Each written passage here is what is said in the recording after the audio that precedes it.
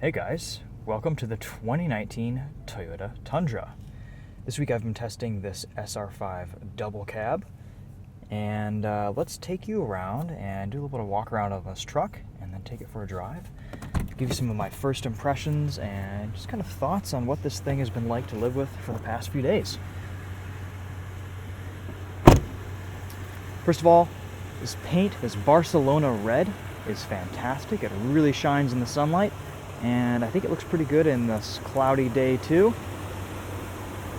We have some nice LED running lights and some changes to the front and rear. In the 2019 Tundra, we have a much larger grille, a little bit different design. You have this TRD hood scoop.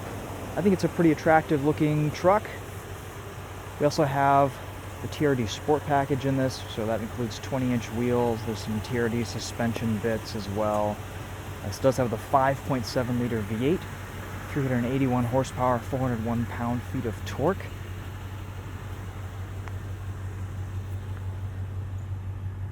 Six-foot bed back here.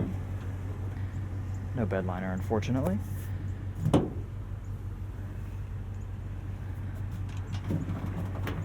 Tailgate's easy to lift and put down.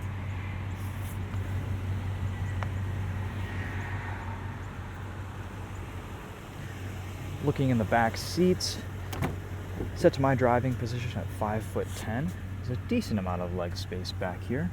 Not a ton of room, but it's definitely usable. A little bit of storage underneath the seats. This unlocks, and you can put some things in there.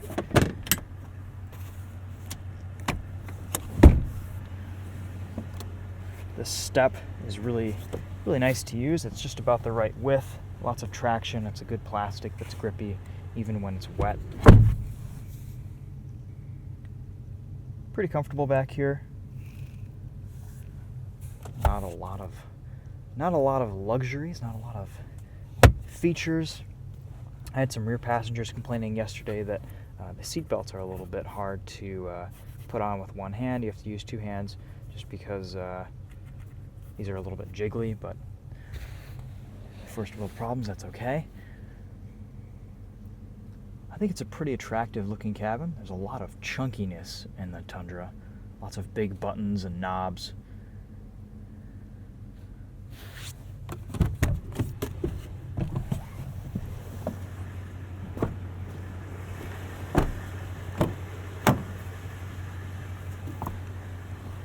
Pretty easy to get in and out of, lots of headroom. Definitely a nice cabin too. All the materials feel good, high quality plastics. Everything in here feels very typical Toyota, like it'll last a very long time. No shakes and rattles, everything's bolted together quite well. We have a large center console here, definitely a lot of storage space.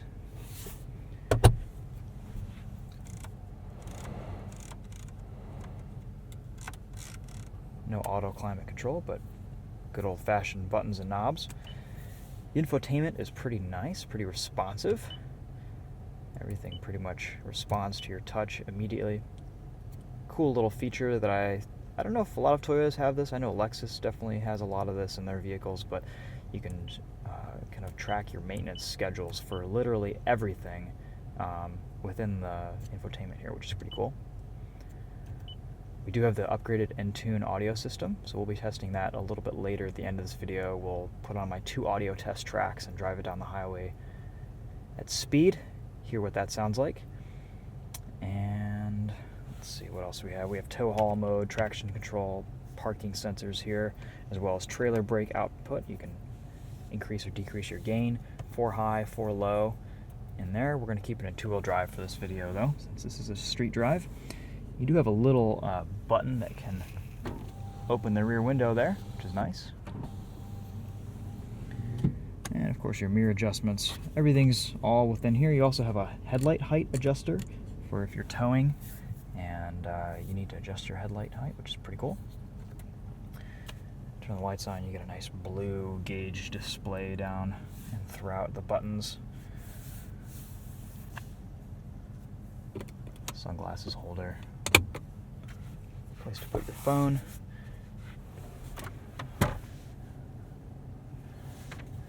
One complaint glove box seems a little bit tight on space. There isn't really a ton of room for manuals and other stuff, but I think you'll survive.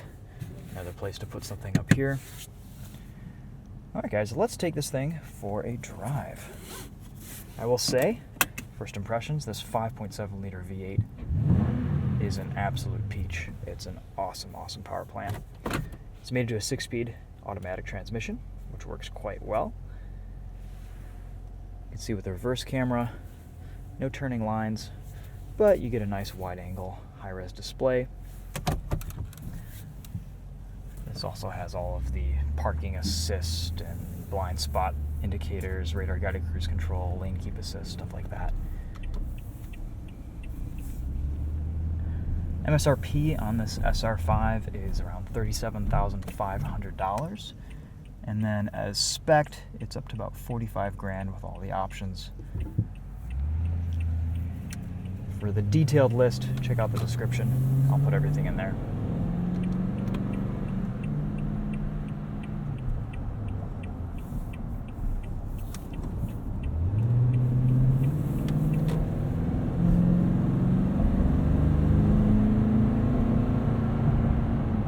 Oh yeah. This V8 does sound really nice. It's very smooth, has a really good sound to it, I think. And it's very, very nice to drive, just normally. The steering is light. There's a lightness to the buttons, to all the controls in this truck, which is kind of nice. We're on the OG windy road test route here today. Thought I'd bring this back for some videos. Let's do, while we're here, let's do a little bit of a braking test. Haven't done that in a while. There goes the squirrel.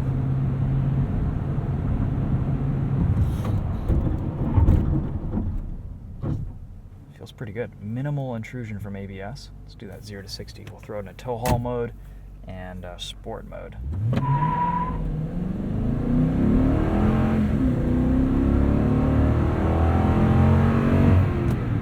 60 comes up in no time.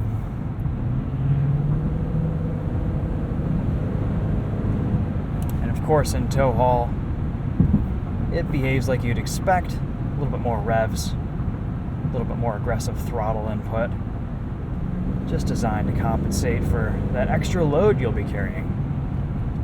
Speaking of which, yesterday we put some lumber in the back of this, maybe about 400 or 500 pounds of lumber, and tied it down. All the tie downs are nicely placed.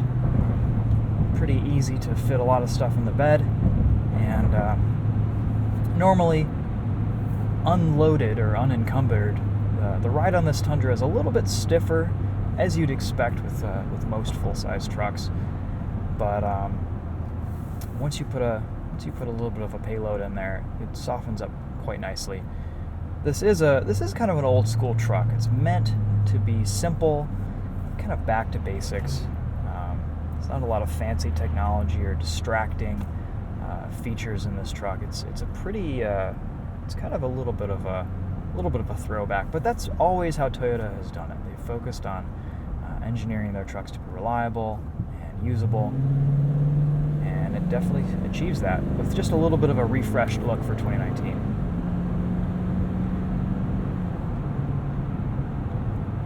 And as a result, it drives like a truck. You know, this doesn't feel like a tight, dialed in,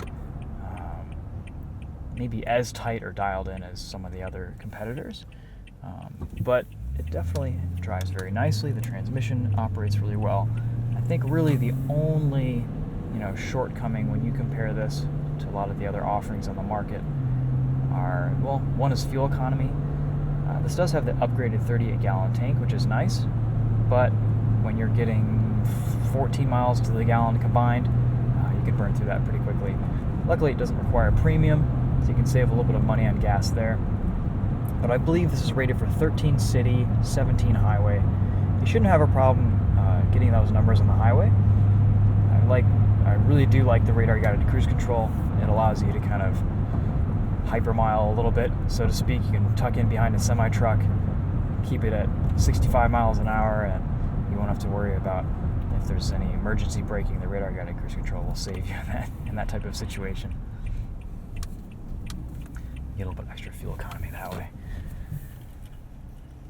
Check out the turning radius here.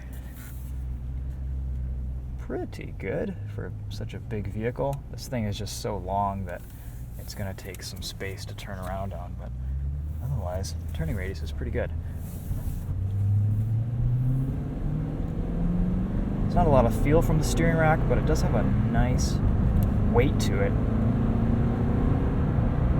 Let's take it around some corners here.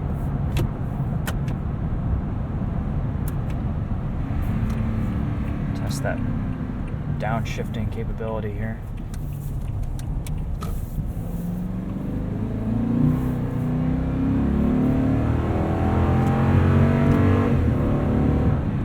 Nice quick shifts from that automatic. This 6-speed is kind of a sweetheart too. It's a nice transmission. It's very smooth. Works just as you would want it to with this 5.7 liter V8. I think there's plenty of power from this I-Force. Definitely a big fan of this engine. If you're going to be towing and using this truck for its intended purpose, I would definitely swing for this 5.7 liter.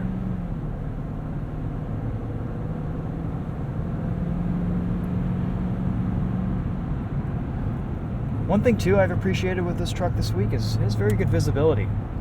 You have pretty good sight out of the rear mirror there, and your side mirrors give you a lot of visibility. You don't feel like you're in something massive that you can't quite see out of. Looking in the back, there aren't many blind spots. And you do have a nice, cool view of this hood scoop up front. I think that's kind of a neat touch from the design perspective.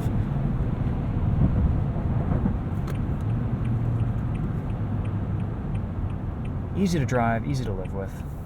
Let's take it on the highway here.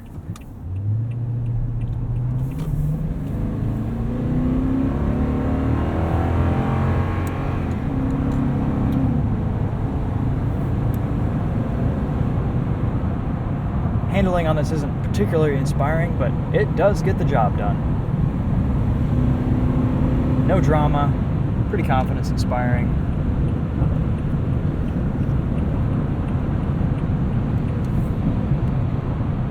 On that radar guided cruise control here. Set it to 75. You can easily adjust your following distance with your thumb here, and then of course you have lane keep assist below that. And all it does is just gives you a little bit of a warning when you stray. I'll show you guys what that looks like on the display here. It'll just kind of turn orange and get unhappy. Usually I leave that off. So we have a number of different displays here in the dash. We can see our gas mileage, which is slightly embarrassing, but I have been driving this pretty hard this week. Trip distance, speedometer, and fuel range. We do have a lot of range with this big fuel tank. Go and see your compass, speedometer. One thing that is a little bit annoying about I think this is kind of a Toyota Lexus thing in general with their radar guided cruise control system, is occasionally it'll just show you your following distance and it'll pop up on whatever screen you're viewing. I wish they would have a little sub menu or sub screen up in the corner where they could hide the graphic and just show you your following distance all the time instead of completely covering everything that you're viewing.